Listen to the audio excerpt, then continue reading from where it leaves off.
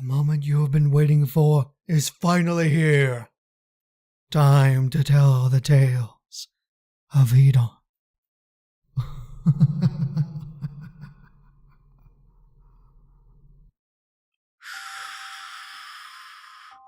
Be quiet, child. I have many things to tell you, but you must stay silent in this world if you wish to survive.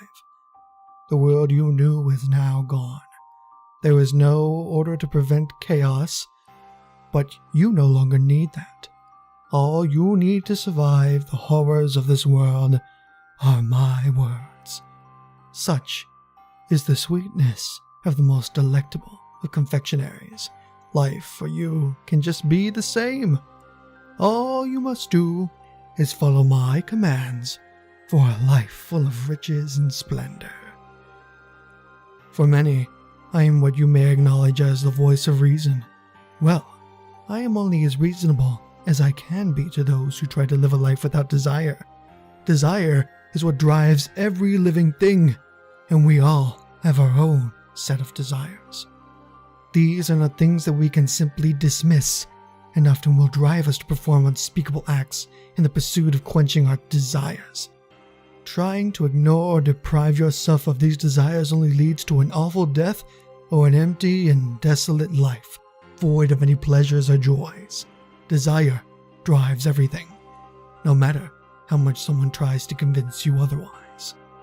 Many people have tried to claim that desire is merely a force of the flesh, but even in that supposed truth rests a dark lie.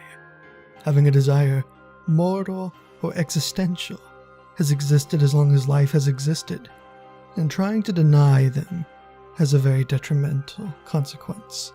First to be affected by the denial of basic desires is your mental health. Trying to grapple with your mental desires and forcing yourself to say no is where many first suffer the effects of denying my word. Some would even call my word sacrilegious, but that would simply be denying the governing force that has power over us all. After all, you only fear to be wrong. And what is more wrong in this world than not fulfilling your deepest and darkest desires? Many followers of the faiths and persons following a religious doctrine call these desires dark out of fear of upsetting an old list of guidelines that were meant to govern over all. However, many of these hide the fact that these desires capture the wills of even the most seemingly devout of persons. Many who claim to live a righteous path and live long enough to recall of their path from start to finish often enough hide some of their dark intelligences. These only seem dark to the untrained eye, but a desire is a desire nonetheless. These words I speak are not of a serpent's tongue, but of one who has lived through it all. For I have existed as long as life itself has existed. People exist to spread their word and nature to all surrounding environments and to indulge in all of their desires. You may be asking yourself, well, what of those who are harmed by my actions? Surely they deserve to have a choice in the matter of their own happiness. Yet many will neglect the betterment of the whole anyhow. Some people believe that it is better to utilize the most beneficial action that benefits the most people, without considering if the ends justify the means. What's to say if you save a lot of people from something terrible if they will never thank you or even give you a passing glance? And to think you would have saved all of those people over the few people or even one person that loved you the most and that you cherished the most. Why sacrifice your own bliss over the pointless lives of others? It is these questions with which I pose to you for a single reason. As I speak all of these weighted concepts to you, I expect you to walk away with one piece of knowledge you will need to survive. Your own happiness and tranquility matter more to your survival than anything else. Even if you begin to doubt the truth in my words, allow yourself the benefit of at least considering the alternatives. You can march out into the overwhelming chaos that is your world and risk being ended in an instant by the monstrous beings that roam. Or you could listen here and now to my words of wisdom. You could try to establish order amongst the masses and force them to obey one ideology, your ideology, but it will likely expire, like everyone and everything before it, and collapse into nothing. The only true things in this world are life, death, and desire. Ignoring these physical truths will affect every aspect of your limited existence. But if you are still not convinced, let us take one more step forward. To say that you live on after you die, or that a soul will eventually haunt you, is a preposterous concept to a simple animal. An animal has no concept of right or wrong, good or evil, just or unjust. An animal will function as its instincts demand. That it does so that it can achieve the highest amount of bliss possible during its lifetime. This world is not equal, and you have already been given the advantage of being able to deny your own instincts and be the commanding force over others. So, what stops you from taking what should belong to you? It does not matter if the person beside you desires the same thing. In this world, you must be willing to survive and achieve what you most desire. Staying in a single spot of comfort will only bring you death. Death comes to those who do not act, and time will only eat away at you, more the less that you do act. Regardless of whether you fight or give up, time will take its toll on you. Now, would you like to live a life of prosperity, pleasure, and happiness? Or would you rather live a life that is mundane, static, and likely due to end quietly without a single trace? As long as you stay here, hiding in your blanket of safety and security, you will never experience true bliss. Even if you believe that safety and security alone is what you find to be true bliss, it will eventually fade away and your desires will force you out anyhow. So the better way to justify my argument would be to answer what there is to stop you from committing some of the worst and most obscene acts imaginable. Would ignoring the meaning of morality itself be worth indulging in desires and bliss when it comes to upsetting someone else? The better question you should ask yourself is why listen to an old arbitrary meaning of morality? Why should you bind yourself to the old ways of the world when everything around you ignores those rules regardless of morality? Shouldn't you have every opportunity to achieve every pleasure in this life? After all, you only get one life to live. Denying these pleasures will only bring you a slow and painful death. So why continue resisting? Holding back these desires will only make your existence worse by comparison. Desire is your God, and it is the only force in this world you will ever have to answer to. Release all perceived notions of what is good and what is evil, because neither exists in this world. You either act or are acted upon. Decisiveness is what determines whether someone thrives or remains dead silent. So take my words and march out into the darkness, wield your weapons of mayhem, and wreak your own happiness. Strike down the guards that await outside your cell. Spill the blood of your fellow men and women. Leave no stone unturned. Eliminate everyone in your path, and do not cease until your will has been established as the ruling force in this facility. Decorate the walls with liquid crimson. Line the hallways with the carcasses of the useless. Make use out of the resources from which their parasitic users will no longer need. Eliminate everything in your path and wipe the sterile face of the facility clean. Use my words as tools for you to achieve life's greatest pleasures. Bring pain to those who have wronged you and make them regret encountering you in their final moments. Sap the life out of everything in the facility, and when the heroic lapdogs of the government's law arrive, dispose of them as well. Not just hearing my words, but applying them as well will ensure your happiness. Let my voice serve as a guide, and may my words pave a path of happiness and joy for you. Let me be the voice of reason in your life. I will always remain with you and be by your side. My only purpose is to serve your greater good. You can trust me above all else, because I am the very definition of truth.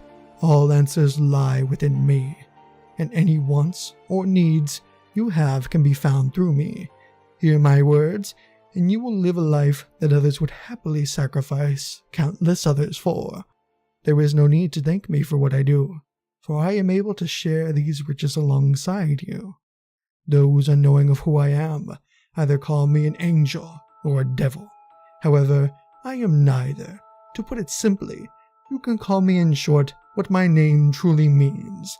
My name is Hedon, and I will forever remain alongside you. As long as you side with me, you will have nothing to fear but what lies within your own mind.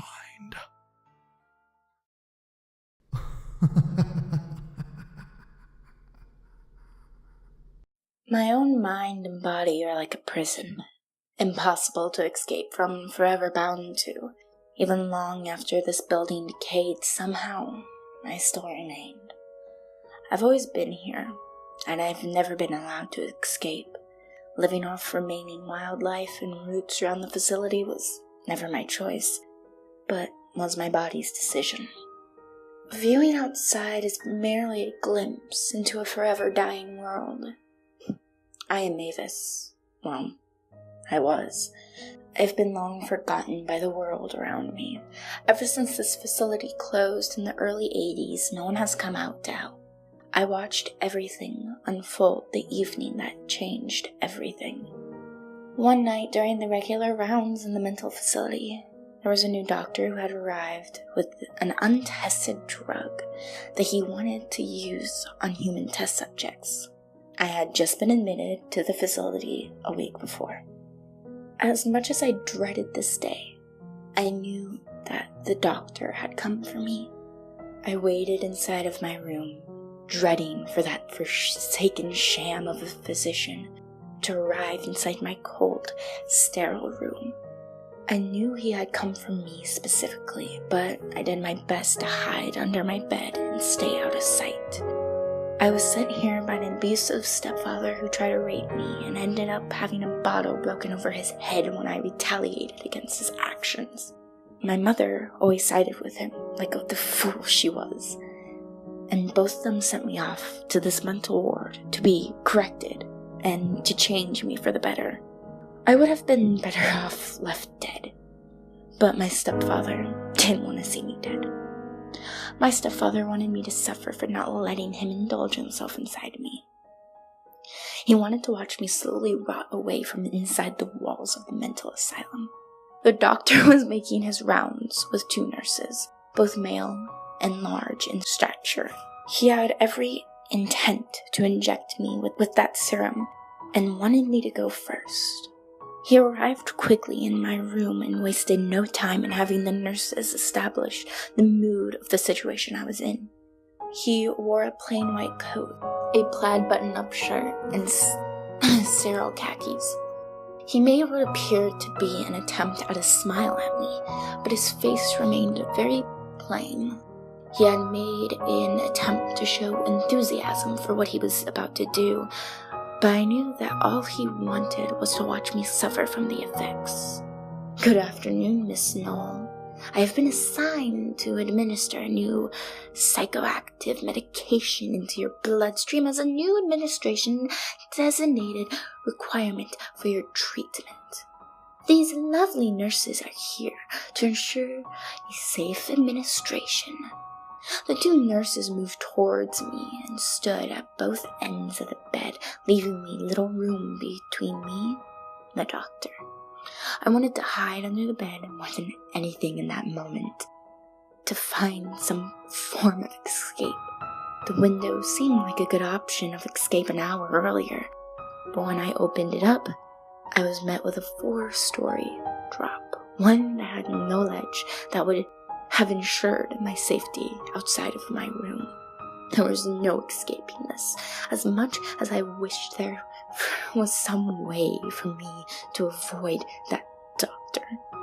I will never forget the look he gave me as he administered the drug. Now, it's time for you to take your medicine.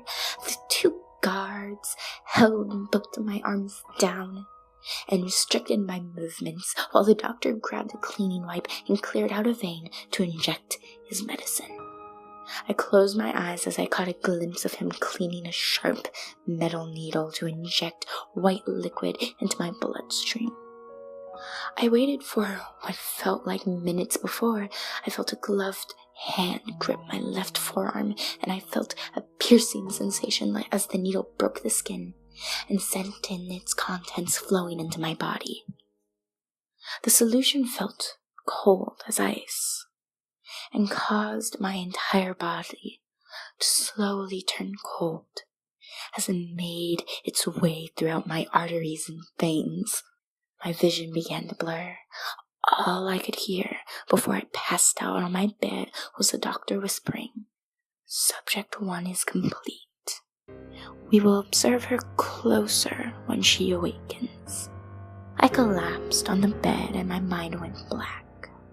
When I woke, several alarms in the facility were going off and people were running and screaming in the halls.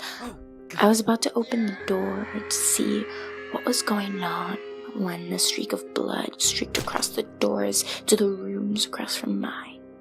I heard the cries of someone who was being attacked and hid under my bed. I hid my head and stayed silent as the massacre occurred in the hallway. It felt like 10 minutes had passed before I heard something. It sounded like a whisper, but I then began to hear it clearer. I had been crying in fear of being attacked when this voice came to speak to me. It was Hedon, and he spoke words to me that I have never forgotten to this day. He convinced me to face up to my fears and to kill the people who were attacking the medical professionals and other patients. I made my way out into the hallway and paid no mind to mercy. I reached for a nearby scalpel and needle and began to lay waste to the crazed patients. One of the patients lunged at me and to attack me, and I countered with a slice across his throat. I moved on to the next patient, who looked ready to attack, and jabbed the needle deep into their throat, grinning as I watched a final gasp erupt from their mouth and their lips becoming covered in blood. I moved on to the final patient who was attacking and ripping the flesh off a woman with his teeth. I marched up, raised the scalpel high up, and plunged it directly in his ravenous eyes. With the deranged man blinded and disabled, I gave a quick smirk as I slit his throat open and watched his blood pour out over the carcass he had been biting into. I was about to move on to my next target when I saw them. Police lights and police officers had congregated outside the facility. I couldn't stay and continue the work of Hedon. He instructed me to place the scalpel in the hand of the man who had been biting into the neck of the now deceased woman. After framing the evidence on the deceased patient, Hedon instructed me to find a place to hide in one of the upper floors. I made my way up to the fire escape stairs to the top floor and found a ladder that I used to move the roof tiles. I moved out of the way just enough so I could squeeze through. I could hear the police making their way into the facility now. I kicked the ladder over and moved the tile back into place, completely concealing me from view. I remained there for what felt like hours until the police left for the night. Hedon continued to instruct me on survival. I continued to listen more and more to him, stealing food from the facility and eating food that was left here. That was until the day the facility was closed. I wanted to remain in seclusion, and that day had finally come, but with it came something else.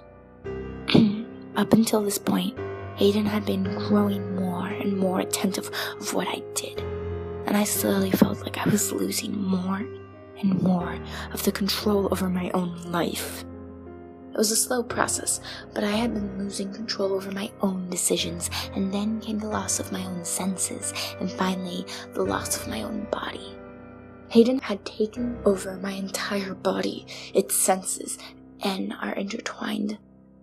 I was forever trapped within the walls of my mind with him, and I have remained incapable of escape. I was considered to be the tamest and the kindest-hearted girl that you would ever meet in the eyes of my mother and some of the teachers I had growing up. The view that the few people that came to investigate the abandoned facility were one of horror. Hedon kept to his promise of ensuring my happiness and privacy from all those years ago by murdering all who entered. Each time he confronted his victims, I could hear his words echoing back at me, almost as if he was mocking me. Hedon had trapped me in his words and now controlled everything I could be and everything I was.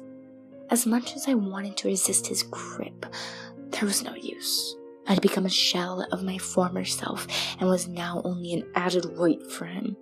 Everything for me changed one night when 5 explorers arrived and Hedon began to pick them off. The horrors of watching him dispose of the innocent people who came in were too much to bear. One of the men who arrived had held a gun up to my face, our face, and Hedon just murdered an innocent man who was doing everything he could to survive. Hedon murdered him and discarded his body, witnessing his face having been opened up by Hedon's blunt beating drove me to my limits. I had finally had enough. I looked over as he picked up the gun the man brought with him and threw it into the bushes. What are you doing? Huh? Why do you keep dragging me on? Why, whatever do you mean? You're the extra weight here. No, I mean, why do you keep giving me hope? Why do you keep telling me that everything will get better? Oh, I know it won't get better, but the hope humans have is what keeps them alive. So, you're not human then? I was never human, much as how you were never safe without hope. You sick fuck. No one believes that. What you did. You believed there was some way to beat me back and take back your old life. Look around you. Do you see anything better than this? Do you see another way to survive? I hesitated in answering, but he was quick to respond back. No, of course not. I give you hope because seeing the alternative is much more painful. Why not show it to me then? You've already taken everything from me anyways. Why do you shut me out? Because true fear exists in what is gone. This thought caused my heart to sink. What do you mean by that? Look at him. Do you see the empty stare, the blankness in his eyes? There is nothing beyond his death, and there is nothing further for him. He is gone, and he is gone forever. Do you see this? I took a deep breath, trying to stay calm. Yes. This is who he really is. In death, when he is gone forever, you see the true emptiness that lies beyond death. You see how they will be forgotten and remembered nevermore. As poetic as this seemed to me, it only filled my heart with further despair. So why do you try to hide these horrors from me? Because we would both lose meaning in our life and die. This thought filled me with anger and frustration. Then why do this? Hedon took in a deep breath and let it out his weighted reply.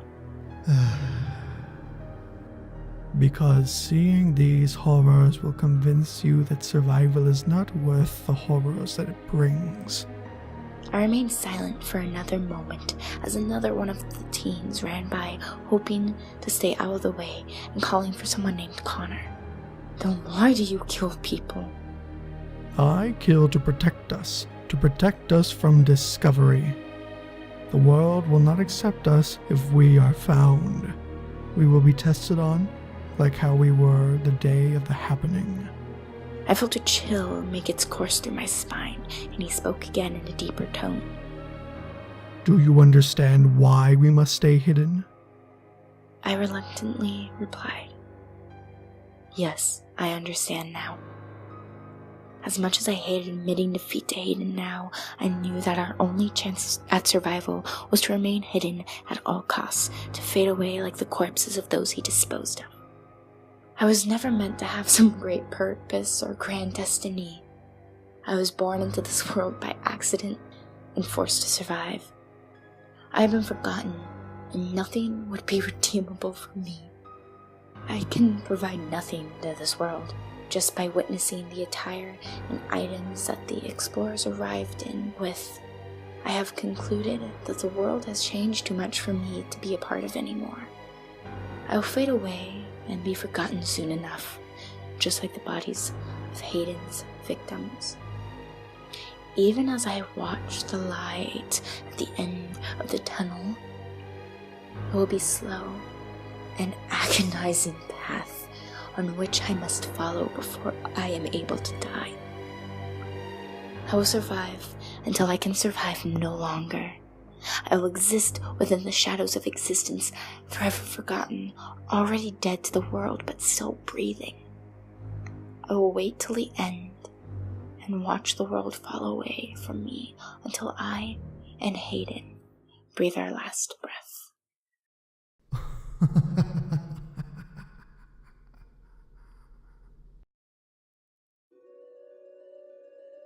The late-night shadows of fall helped to mask their approach. Cassie, Terrell, Mike, Sean, and Lisa had finally brought up enough courage to approach the old, abandoned Massachusetts State Mental Institution. It was well known around the state to be a place that was haunted since its abandonment, and the only reported case of murder there brought the entire place tumbling down. Ever since then, rumors that the facility had been haunted were all that anyone knew or thought about the facility. Masked by the darkness, they made their approach, both Mike and Lisa walking with camera in hand. They had to record their experience if it was going to count. Mike made sure his handgun still had the safety on as he went up the stairs. He didn't believe he would need to use it, but he wanted to make sure that everyone was safe in case of a rabid animal being in the building. Sean led the way up to the entrance, making sure to keep count of everyone. Each year, money was put into a pot to see who would go through and discover the most places inside the facility. The main room and a few side offices were all that remained discovered before previous explorers were kicked out. It started out with just a small amount of money amongst friends to see who could explore the furthest. But the community had put in $10,000 this time around to a group that could videotape and record all corners of the facility. Everyone had their own reasons for entering the contest, but the general consensus was to walk away with the money as an even $2,000 split amongst everyone present. Sean made sure his flashlight was on, and Terrell had his night goggles and was ready in case the lights became useless. Cassie had her phone out as a light source, but she felt she had come unprepared.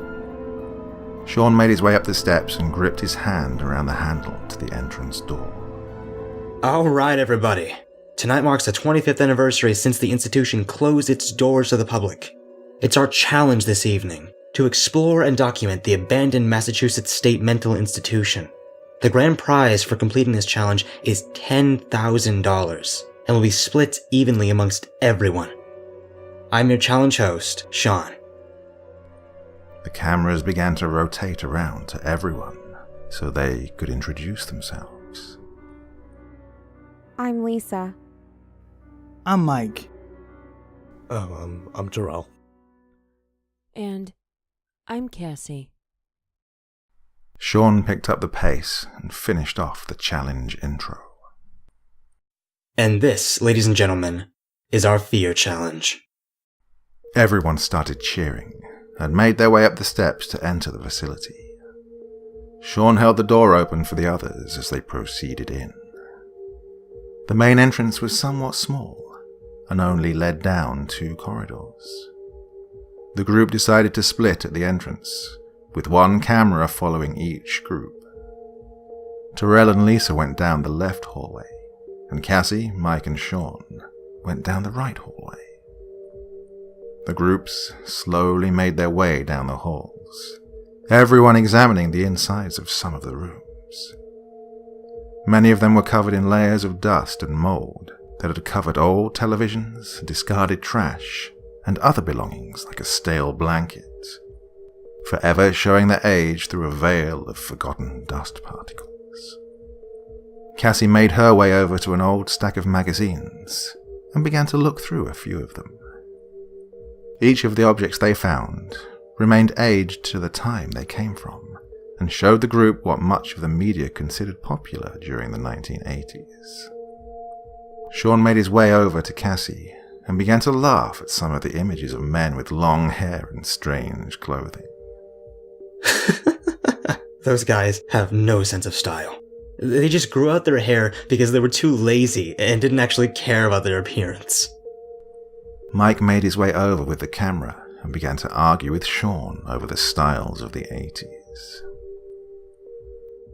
Sean, don't pretend that you don't wish you had long hair like me. You're just jealous that you could never grow hair like these guys. This fell apart by the second, growing further and further into a useless argument between the two.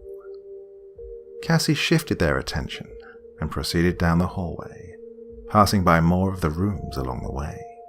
Terrell and Lisa had already passed by all of the rooms, briefly glancing into each one before moving on to the next. So far, everything was going according to plan.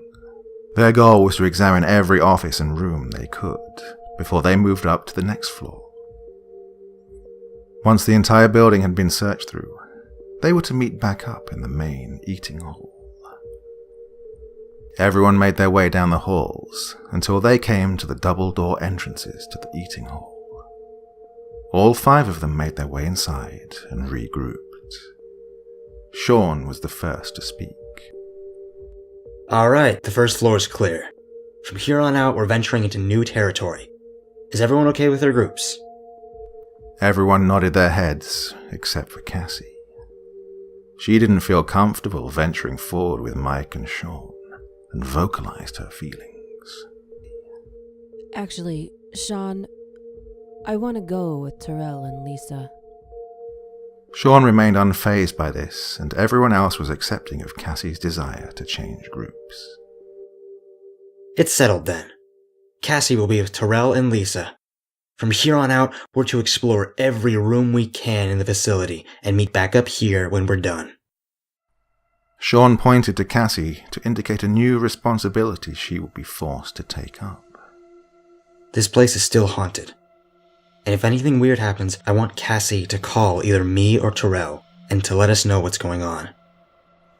And with that, both groups split up and went up their respective staircases to explore the rest of the facility.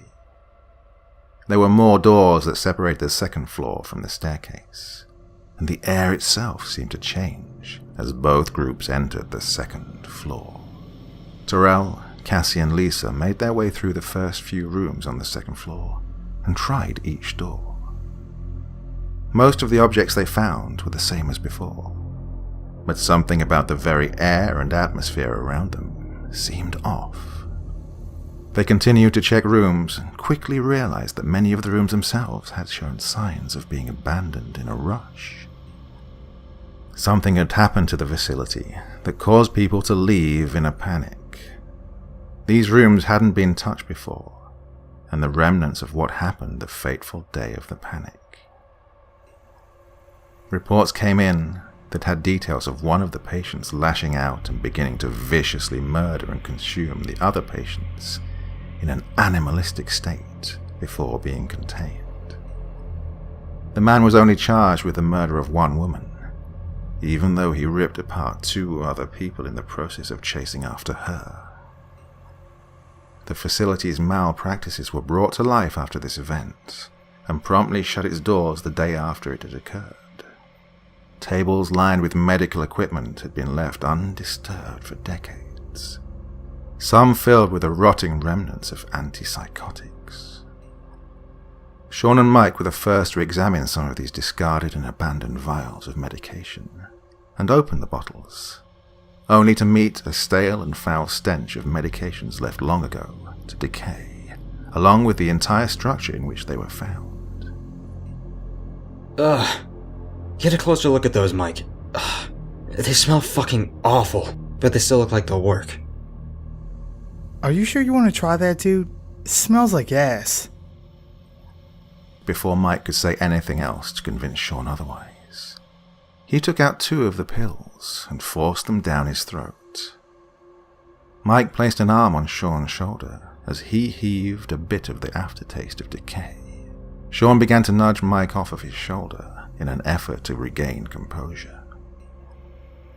I'm good, man. Just get your arm off of me. Mike slowly moved away from Sean, regaining an assured feeling that his friend would be fine. He continued forward and examined some of the rooms. There was a repetition on both sides of scattered rooms, abandoned belongings, and an overall stale environment. Both groups continued up the next flight of stairs to the 3rd floor. No other people to that day had ever seen the 3rd floor, and the door hadn't been opened since the facility was still under investigation. They took their next steps forward up the stairs on both sides. Terrell, Lisa, and Cassie walked up a more narrow side of the stairs, as part of the steps had given way, and an exposed, broken beam with a point at the top remained on the left side of the steps. They made their way up the stairs and opened the doors that led further up into the unexplored areas of the facility. Lower levels showed signs of graffiti and other traces of recent activity. The very air of the 3rd floor breathed an unnatural sense of dread and death. The 3rd floor opened up to reveal walls that were slowly rotting away, once flooded areas that were now home to a mold and disturbing marks of blood. The entire atmosphere had changed, and everyone had taken note of it. Lisa moved forward with her camera and nudged Terrell to stay close to her. Cassie stayed close behind as the 3 of them moved forward down the hallway and stepped around the puddles of water and mold, and made sure to capture the streaks of blood on the floor and walls. Everyone covered their faces. Terrell covered his mouth with his undershirt so that no one would breathe in the spores. Sean and Mike were in a similar situation, but had to stall as the medicine Sean ingested began to react. Sean's vision and hearing began to distort. Mike reached over him to make sure that Sean was okay. Colors for Sean began to change into varying shades of light, and everything began to sound hollow. Mike tried shaking a hand in front of Sean's face, but backed away when he saw Sean's eyes were dilated. What the fuck? Sean, are you alright, man? Did you smoke or eat something when I wasn't looking? You look high as fuck, man. Mike grabbed Sean by the arm and urged him forward with him. Everyone continued past the rooms, most of them repeating the same abandoned appearance as before, with a few exceptions that showed signs of panic and violence. Everyone was on high alert now. The air was too still, and it was too quiet. Everyone proceeded up the steps to the 4th and final floor. As the doors opened, a swift air of must and death wafted out. Everyone coughed from the sudden breeze and proceeded in with caution. There was a strange shadow that was cast across both hallways. The moonlight that was seeping in through the windows seemed to escape from the floor itself. Something was unnatural about this floor of the facility, and it took no time for the group to see things that put them all on edge. Cassie was the first to notice and shriek when blood was found dripping from one of the roof tiles. She covered her mouth as soon as the shriek escaped, desperately trying to stay quiet and quell her fears. Lisa moved back closer to her and took her right hand. Terrell turned on his night vision goggles and proceeded ahead of them. Sean and Mike took precaution to walk around the cracks in the floor and avoid water puddles from roof leaks. As they proceeded across, they noticed there was a bridge where the group could meet back up again. All 5 members crossed the hall and made their way towards each other to meet back up. Lisa quickly made her way over to Sean when she saw that Mike had been dragging him along. Mike, what happened to Sean? Lisa began to slap at Sean's face to try and get his attention. Sean? Sean! We need you here with us. She looked back up at Mike with anger in her eyes and was prepared to hit him. Mike immediately went on the defensive. It's not my fault, Lisa. He ate some weird shit in a pill bottle. I dragged him here so he could finish the tour and get the hell out. As Mike and Lisa continued on with their argument, Sean noticed a small crevice in the tiles of the roof above him. He began to try and reach for the tiles, and Cassie ran to his side to stop him. Sean, what are you doing? You need to snap out of it. Terrell had joined in on the argument with Mike and Lisa, trying to get them to stop, and Cassie stood by Sean as he continued to stare up at the roof. I'm sorry, Cassie. I could have sworn I saw an eye through that crack there. And as soon as these words escaped Sean's mouth, a large figure with sweeping hair lunged out from the roof and drove a scalpel into Sean's throat. The force of the attack threw Sean to the floor, and the blade sunk swiftly and stretched across Sean's neck, forcing out a fountain of blood. As soon as the attack happened, the attacker had left, racing down one of the halls, down the stairs. The entire event happened in the blink of an eye and left everyone in shock. Cassie dropped her phone and screamed at the horror that was Sean's bleeding body. Terrell, Lisa, and Mike had finally broken from their argument and now ran to Sean's side. Sean, baby, I'm so sorry I didn't pay attention. We'll get you out of here, babe.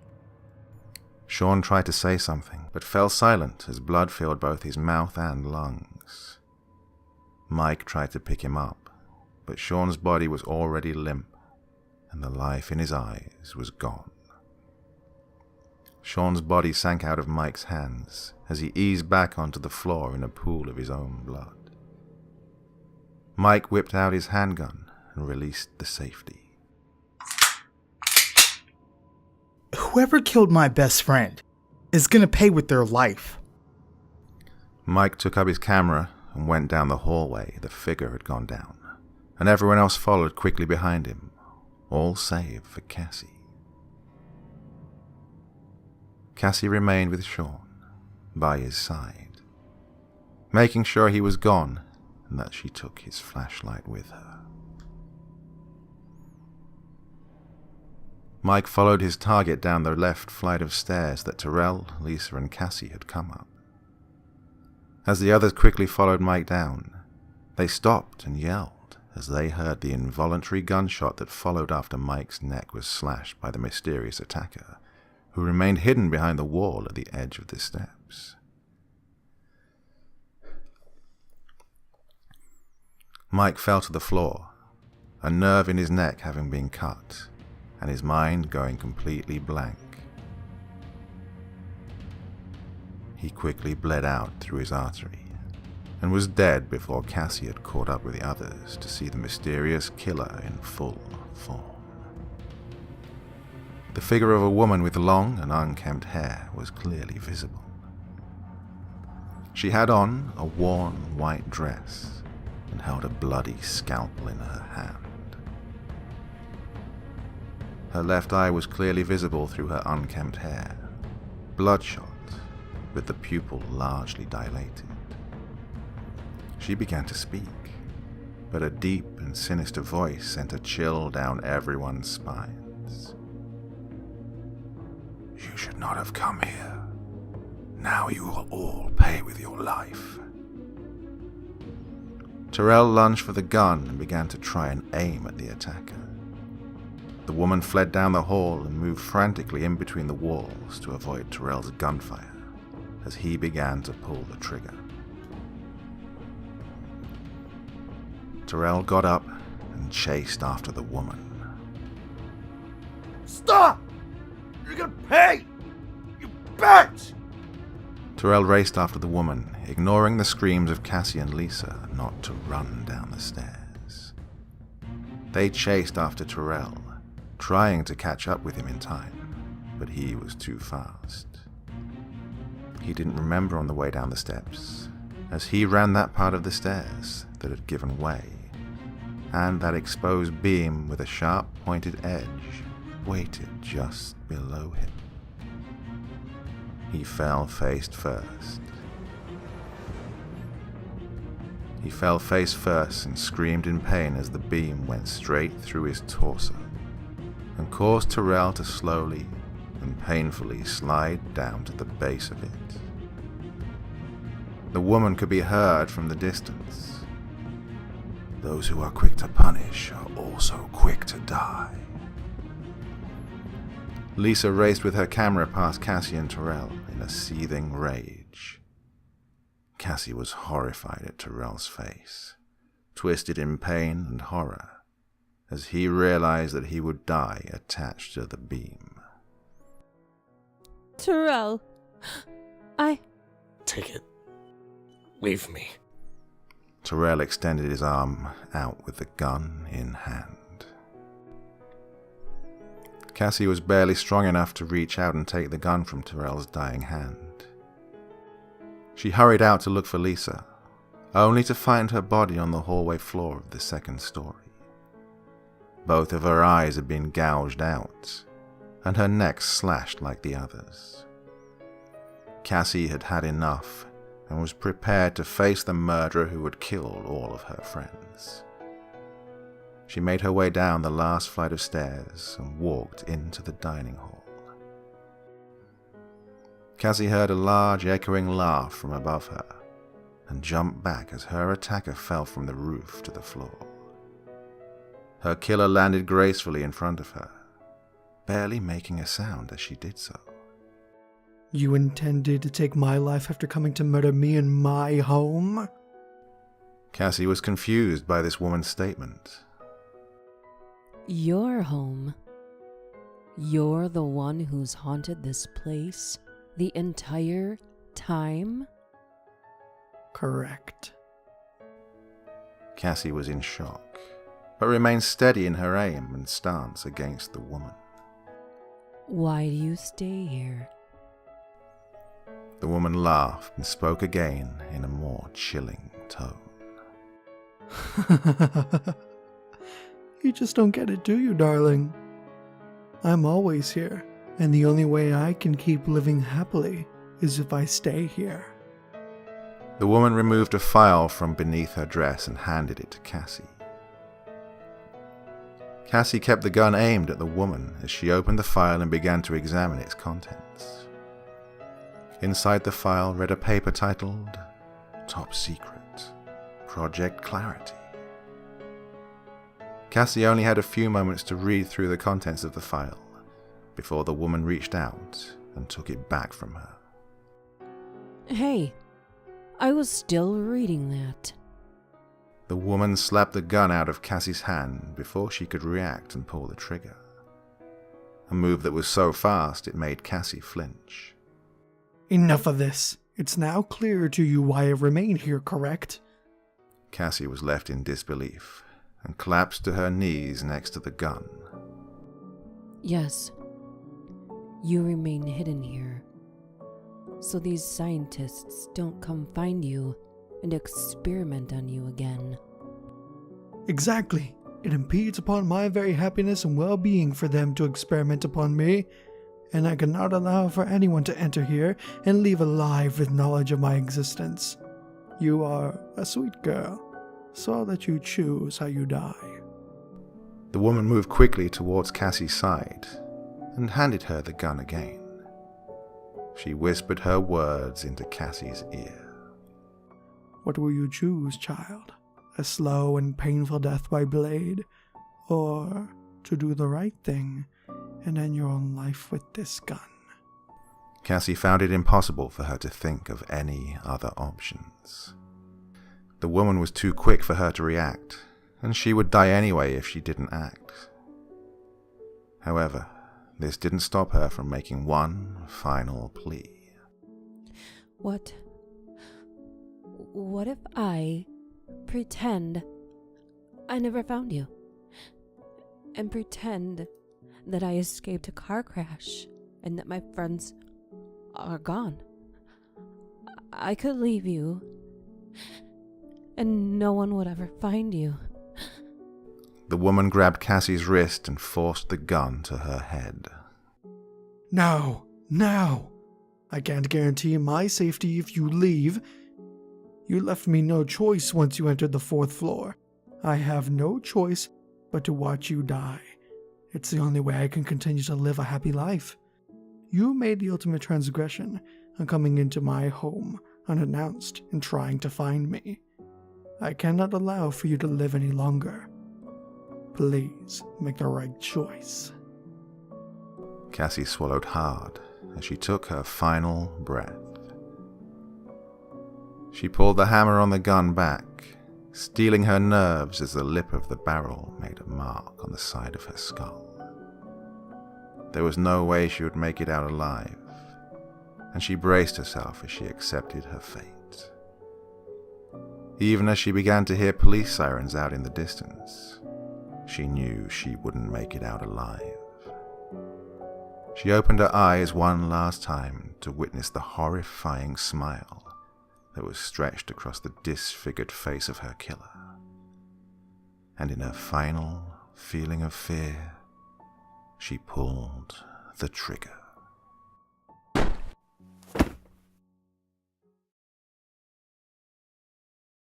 This project was phenomenal, but it only could have been done with the help that I received from the many friends who helped participate in bringing this story to life. I want to give each of them a very special thank you. Special thank you goes to Freaky Faith Reads for voicing the murderer and the woman who was possessed by Hedon. A special thank you goes to Vidith22, who ended up narrating the voice of Sean. A special thank you goes to Margbot, who narrated the voice of Lisa. A special thank you goes to Duchess Dark for narrating the voice of Cassie. A special thanks goes to Spooks McTrawl for voicing Terrell. A special thank you as well goes to Goodnight Goosebumps for narrating the voice of Mike. And a final, very special thank you goes to Dr. Creepin Van Pasta, or as many of you know him as Dr. Creepin, for being the narrator of the final story in the series. A special thank you as well goes to Chris, aka Not So Norm, for creating the thumbnail of this video. With all of that said, we hope you enjoyed this video. Please leave a like if you did, subscribe to this channel and to the others down below in the description if you have not already. And, as always, come hell or high water, please stay safe.